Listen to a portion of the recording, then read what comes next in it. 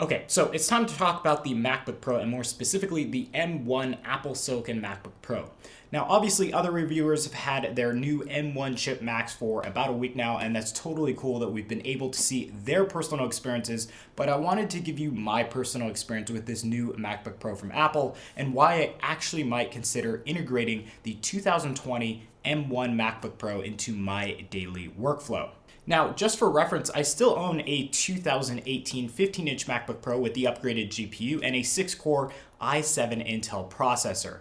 Now, when I picked up that specific MacBook Pro, I really loved the experience of editing 4K content on the go, but now that I've switched to an 8K Red RAW workflow, I found that MacBook Pro to be a little bit underwhelming when it comes to overall system performance. Yes, it can scrub footage at full quality due to Red's optimization of their Red codec on Final Cut Pro, but when you get down to the rendering and exporting process, the entire experience on the Intel-based MacBook Pro has progressively been getting worse and takes way too long for someone like me who wants to just move on to other projects as quickly as possible. So to sum it up for you guys, my opinion on the previous generation MacBook Pro lineup has always been that they run really hot. Their battery life is very poor for a creative pro who wants to work on the go a lot. And the overall experience is just not up to par with what Apple's claims have been when it comes to being a smooth pro experience on the go. Now we have this new M1 MacBook Pro, and for me, I purchased the 13-inch model with the 512 gigabyte storage option, and then we went with the 8 gigabytes of RAM simply because that's what came soonest, and if I want to upgrade and get more RAM, I'll swap it out later with an upgraded MacBook Pro. But for the purposes of today's review, that's what I'm working with, and the total price tag came in at around $1,600 after taxes here in the US, which I personally believe was about $800 cheaper than my previous generation 15-inch MacBook Pro from 2018. So what's new and what should we focus on when it comes to this new 2020 MacBook Pro? Well, just look at what Apple really focused on in their own event. Obviously, the experience from an external hardware point of view is very similar to what we had last year, so Apple spent a lot of time talking about the performance benefits of this new M1 chip, and then they also talked about the insane battery life performance that you can get, which for the MacBook Pro specifically is a max of 20 hours of battery life. So with that said, I want to start off by talking about performance specifically with this new chip that offers some pretty shocking improvements when it comes to both the CPU and the GPU. Now, the easiest way to see the performance gains is just by going into Geekbench. When you do any sort of Geekbench test, the numbers are actually really impressive for this new MacBook Pro. When we took a look at the single core performance, we actually saw an 89% total improvement between what I've been using from that 2018 MacBook Pro and then a 72% improvement from the current generation 13-inch Intel MacBook Pros. We also added in some numbers from a Mac Pro, which will obviously be a lot faster, but I just want to put that out there for reference just so you can see how that compares. Now, moving on to the multi-core scores, and this is the biggest jump in improvement I've ever seen on a Mac device going from one year to another. So very exciting multi-core scores there, and I think that is very impressive for a first generation M1 chip. Now, for the GPU, we actually saw a pretty big jump and one that I really didn't expect here for this first generation M1 chip. Our scores were actually very impressive, and although the Mac Pro was 3 times as fast, I was actually pleasantly surprised to see that. The Mac Pro build that we have is $25,000 just for the Mac Pro itself. So when you factor in the 15 times overall cost, yet the only 3 times better performance over the MacBook Pro, I think that really speaks volumes to the overall potential of this new M1 chip and sort of tells you that in the near future, we might be seeing some really big performance numbers coming from the Mac Pro should Apple Silicon ever make its way into that part of the Mac lineup. Now, those were just the benchmarks, but as I always tell everyone, you can't really depend on benchmarks specifically to see the real world performance. But when we ran some tests using Final Cut Pro and some other Pro applications, we actually saw that this new MacBook Pro is really fast at just downright everything. Our rendering times for 8K red raw footage were actually improved by over 30%, and during that rendering process, the fans didn't even really spool up at all, and to add to that, I could actually keep the Mac on my lap without burning my legs off. Now, I know that sounds like a pretty ridiculous observation to make, but if you've ever rendered a video with an Intel-based MacBook Pro, I think you know what I'm talking about when it comes to toasty legs after rendering some video.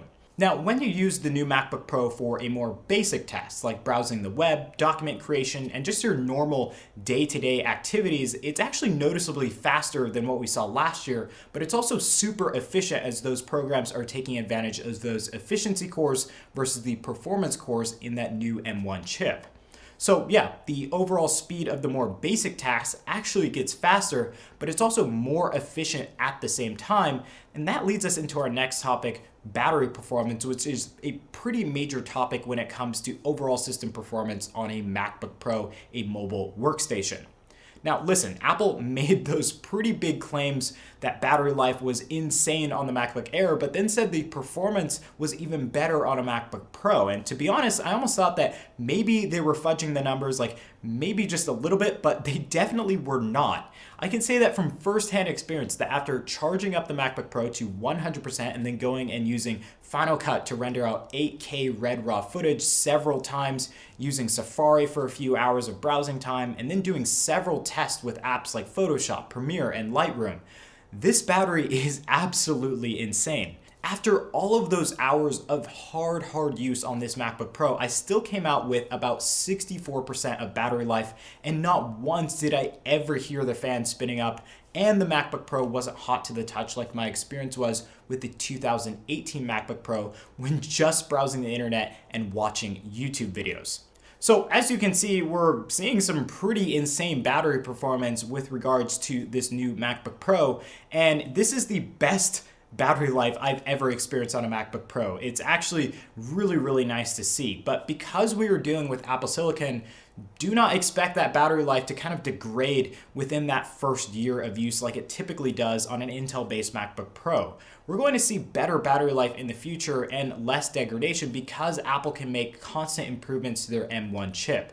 So for the future of battery life, specifically with the M1 MacBook Pros, I actually think the future for battery life is quite bright. Now, just as a quick example, Google actually updated their Google Chrome browser to be fully compatible with Apple Silicon. And I noticed that battery life is actually way better using Google Chrome on this new M1 chip, but we also saw faster performance overall. So opening and closing Google Chrome was actually a lot faster. Browsing is super quick, not as quick as Safari, but still a lot faster than what we saw last year on the previous generation MacBook Pros running Intel-based chips. And overall, the experience is just so much better. So that's just one example of a third-party developer improving their apps according to Apple Silicon. And there's going to be a whole lot more apps coming to the Mac that are going to be super fast and also very efficient now with that new M1 chip. Okay guys, so that was the 2020 MacBook Pro, and obviously from an external hardware point of view, everything looks the same, it feels the same, it's a very familiar experience to what we've experienced in the past, but internally that M1 chip is an absolute game changer. Now in a nutshell, the M1 chip and that whole Apple Silicon experience is fast, it's very efficient, and it's actually a real reason to upgrade to a new MacBook Pro here in 2020 and not just upgrade out of pure necessity. Now, for me in the past, I've always upgraded because my previous generation MacBook Pros were just so old and so slow that I had to get something new. But with my 2018 MacBook Pro being 2 years old now and actually not being that bad of an experience here in 2020 compared to other Intel-based MacBook Pros, I didn't have a reason to upgrade. This new 2020 MacBook Pro, though, actually gives me a lot of reasons to upgrade because of that new M1 chip, specifically the better battery life, and just overall being a huge performance boost over last year's model. So for you guys out there who just upgrade pretty regularly, I think this is going to change your buying habits when it comes to the MacBook Pro lineup. you're not going to have to upgrade just for those small incremental performance boosts. You're actually getting the biggest performance boost we've ever seen, and you might not actually have to upgrade your MacBook Pro for the next couple of years now because one, it's just so much faster than all of the other Intel-based MacBook Pros that we've seen so far, and then also there's going to be constant improvements to that Apple Silicon M1 chip into the future.